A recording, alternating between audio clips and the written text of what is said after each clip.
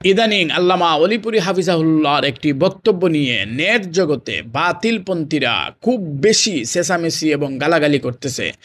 আশ্চর্যের বিষয়, কোনো মুসলমান কি কোনো আলেমকে গালাগালি করতে পারে? আপনার মতের বিরুদ্ধে, আপনার মতের সাথে মিল না হতে পারে, আপনি গঠনমূলক সমালোচনা করার অধিকার রাখেন, তাই বলে গালাগালি করবেন? গালাগালি করা কি ইসলাম সমর্থন করে?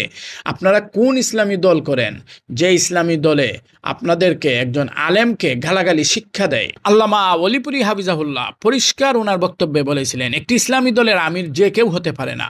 একটি ইসলামী দলের আমির হতে হলে কিছু নীতিমালা আছে, কিছু শর্ত আছে। এর মধ্যে প্রধান শর্ত, তাকে একজন যোগ্য আলেম হতে হবে।